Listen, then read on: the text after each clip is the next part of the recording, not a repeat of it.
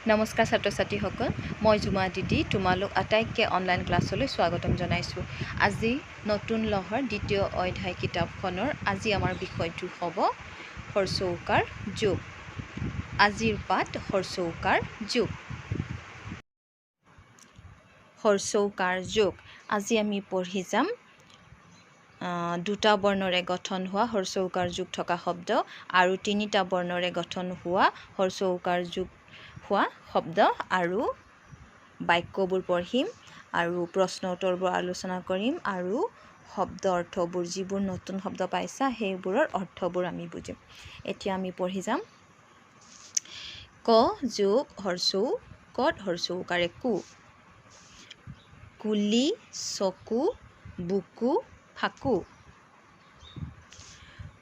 প্ৰথম চ যোগ হৰ্ষৌ চত হৰ্ষৌকাৰে চু।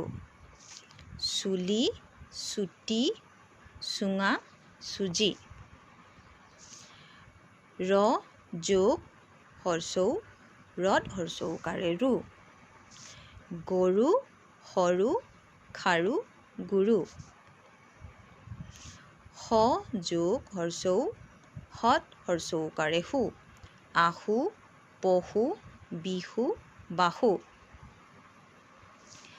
শুৱলা দুৱৰী জুৰুলা জুতি।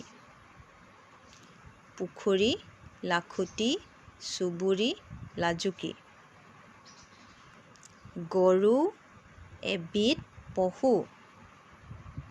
কুলিৰ মাত মধুৰ। অসমীয়া ভাষা শুৱলা।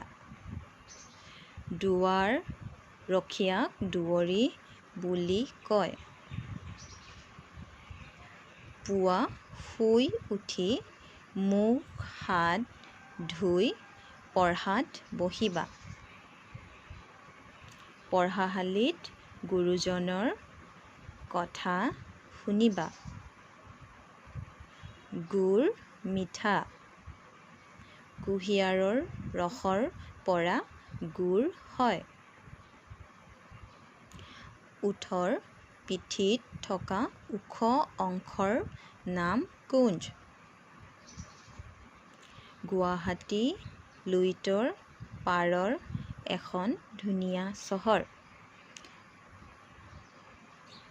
এতিয়া আমি প্ৰশ্ন উত্তৰবোৰ আলোচনা কৰাৰ আগতে শব্দ অৰ্থবোৰ আগত আলোচনা কৰোঁ, তেতিয়া তোমালোকৰ প্ৰশ্ন উত্তৰ দিবলৈ সহজ হ'ব। ইয়াত তোমালোকে কিছুমান নতুন শব্দ পাইছা, সেইবোৰৰ অৰ্থ আমি বুজোঁ। ইয়াত শব্দ অৰ্থ দিয়া আছে চুঙা। চুঙাৰ অৰ্থটোনো কি? চুঙাৰ অৰ্থ হ'ল এফালে গাঁঠি থকা বাঁহৰ পাপ, অৰ্থাৎ বেম্ব টিউব। গুৰু। গুৰু মানে কি? শিক্ষা দিওঁতা, অৰ্থাৎ ইনষ্ট্ৰাক্টৰ। খাৰু। খাৰু মানে কি? বালা, অৰ্থাৎ বেংগল। বাহু। বাহুৰ অৰ্থ কি? বাউসী, অৰ্থাৎ ফ'ৰআৰ্ম। জুৰুলা। জুৰুলা মানে কি? ক্ষীণ, অৰ্থাৎ উইক। লাজুকী। লাজুকী মানে হ'ল লাজকুৰীয়া, অৰ্থাৎ ছাই। এতিয়া আমি প্ৰশ্ন উত্তৰ যাম। প্ৰথম প্ৰশ্নত কি আছে? গৰু কি? গৰু কি? গৰু কি তোমালোকে প্ৰথম বাক্যতে পাইছা, গৰু এবিধ পশু। তোমালোকে উত্তৰত লিখিব লাগিব গৰু এবিধ পশু। প্ৰথম প্ৰশ্ন গৰু কি? উত্তৰ তোমালোকে লিখিব লাগিব গৰু এবিধ পশু। দ্বিতীয় প্ৰশ্ন দুৱাৰ ৰখীয়াক কি বুলি কয়? আমি কিছুমান বাক্যতে পাইছোঁ দুৱাৰ ৰখীয়াক দুৱৰী বুলি কয়। দ্বিতীয় প্ৰশ্ন দুৱাৰ ৰখীয়াক কি বুলি কয়?